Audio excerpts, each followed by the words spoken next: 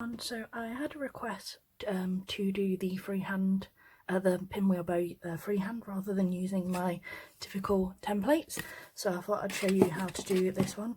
I personally still prefer to use templates just because they're quicker and they feel more accurate in my opinion, but like I said, if this helps you then that's absolutely fine. So like I said, this is the freehand version. And like I said, it does take a little bit more concentration to get your loops balanced, but it's still pretty. Okay, so what I have here is I have roughly, this is 1.5 inch ribbon, and I want to make a 5-inch version. Now the thing with these is, as you can see, this is 5 inches wide, and same that way, that's why it's pinwheel. So if you want a 5-inch version, you need to start with your width of 5 inches. If you wanted 4 inches, you'd do it 4 inches, but I'll show you that little trick. So this one we want to do a matching one to that one, so we want to make it 5 inches. So the first thing you do is you want to give yourself an inch and a half for your tail. And I'm going to pin it. So I'm going to do about 1.5 inches because I like slightly longer tails.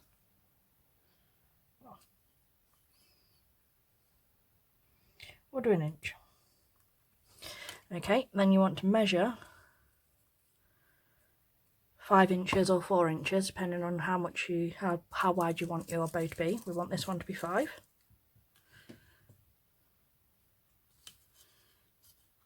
Okay, so pin there. So that one is where we're going to do a first turn to, and this is where we're going to use as a guide to do our wraps. So take your ribbon,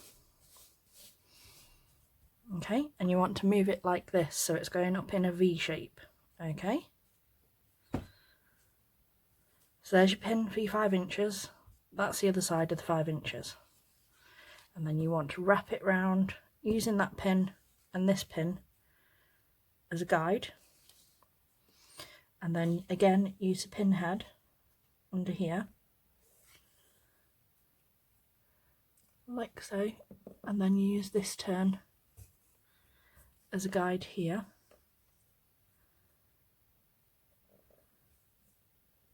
Like this. Okay, and this is a shape that you'll have at the front. Okay, and I'm going to clip it, and then I'll show you the shape at the back, and then I'm going to re-show you the process again so you understand the turns that you have to take. So clip, clip, and I use these clips or something like that, anything you've got that can hold the ribbon in place. So this would be front of your bow, and this will be the back, so you can see there we've curved round, and that would be the same shape that you make on a template. Okay, so I'm just going to take the clips off and I'll show you the steps again so you can see.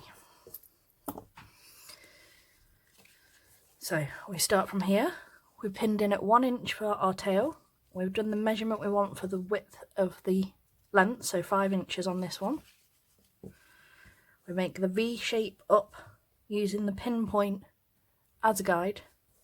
Use the pin this side as your second guide, and you want to wrap over, and then you want to curve it under. That's the key point, curve it under, and use that pin marker as a guide this side. Okay, so you get to there, you use that edge as a guide, and then you bring that over like so. And like I said, use your edges as a guide. Once you're happy that everything's in place, then use your clips or something that you've got that can hold these in place so that your loops don't get out of alignment and you don't have anything where you've got like one loop, set of loops bigger than the other, because like I said, that's what makes the pinwheel so round.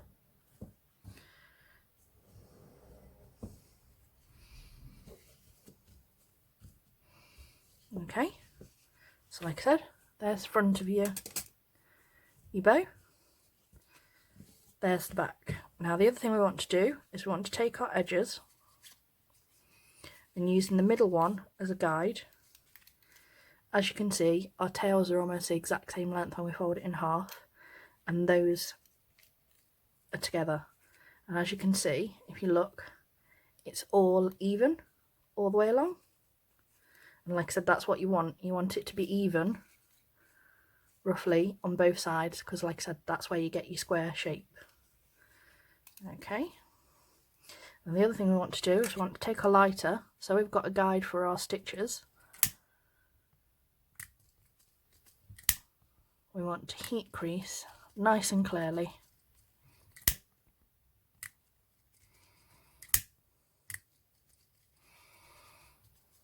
And I do this a lot quicker when I'm not on camera.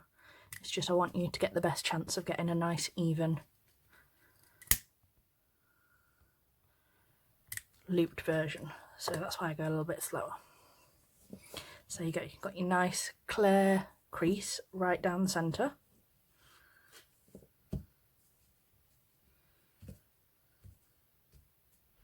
Okay, and as you can see, your parts are all even. So then you want to take your thread, needle and thread, which I have just put down and now can't locate. 1 second. Found it. So take your needle and thread, and as you can see, I have mine doubled and mine's extra strength Gutermann thread.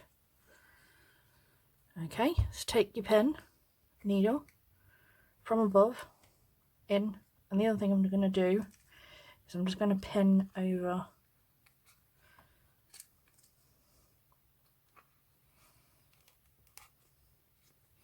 just going to pin those there, so when I'm putting my stitches in, again, they're not moving. 2, 4.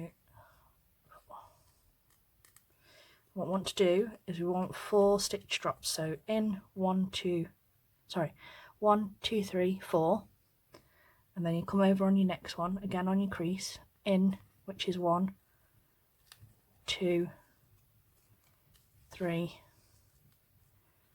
out on 4, over on 1,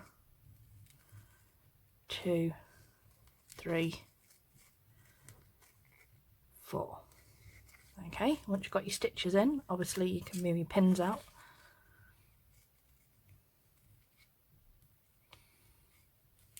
There we go. Bring that through. And as you can see, 1, 2, 3, 4, 1, 2, 3, 4, 1, 2, 3, 4. And on the back you will have 1, 2, 1, 2, 1, 2. So 8 stitches in total. Sorry, 6. 2 on each 1 inch, 1.5 inch pieces of ribbon. Okay, and as you can see, we're still on that nice crease that we originally did. So now, take it,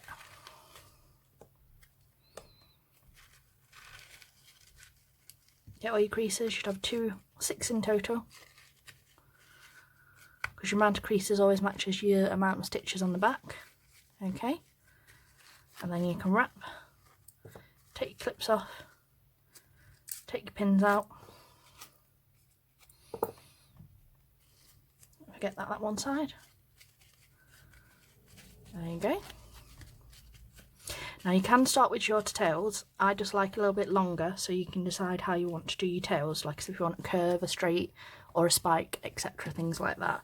Like I said, if you've got that little bit extra, you can play around, and if you do happen to cut it a little bit, if you make a mistake, you've got a little bit of playroom to adjust it if you need to, if that makes sense. Let's cut that extra off. Let's move our little clips out of the way. And as you can see, a nice even pinwheel shape. Like I said, tails are a little bit long, but what I like to do is, like I said, I work out there, which is the original size. If you want them the same as this one, what you do is you cut just a little bit higher up than where they join there. Nice straight angle. There's side one. Same this side, bring it to this loop. Work out the same amount, so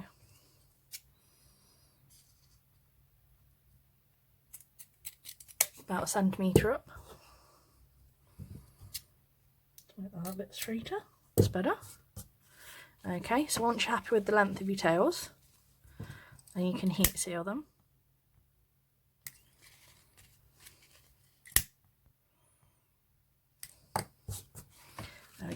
and then we're going to attach this to a bobble to have a pigtail set. Just going to heat seal this bit of matching 9mm. Oh, similar colour, I think it's slightly different shade.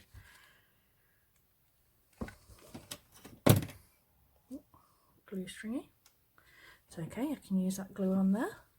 So I put the bobble on the back where the seam is, so where the little join line is. And be careful of extra glue, mind your fingers if you do this. Okay, and the other thing about the pinwheel is making sure when you wrap, you've got 3 sides on each. So you've got your tail, loop, loop this side, tail, loop, loop that side. When you're wrapping as well, because obviously, again, that's to balance the bow and have your sides even and keep them in the circle. Wrap round twice. Rub the glue stringies off my fingers. Got that extra bit of ribbon. Heat seal there.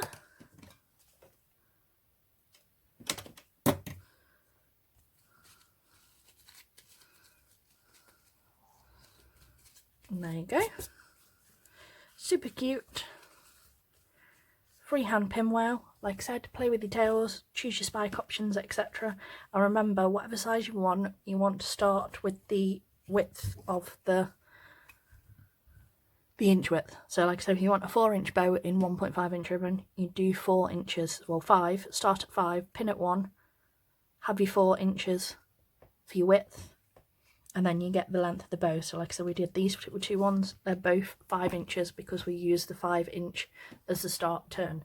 So like I said, if you wanted to do 4-inch, you do 4, and I'll put the rough sizes and rough ideas of how much ribbon and the sort of preferred sizes that most people tend to use for the pinwheel shapes. If you need any more help, I have a Facebook group and page. I'm always available, so like I said, if you ever want to ask me any questions, I'm in there. I'll also link the tutorial for the template version. Like I said, I find it a little bit easier in my opinion, but like I said, it's entirely up to you. It's what method works best in your opinion. So there you go, freehand pinwheel tutorial, and I'll speak to you all soon. Bye.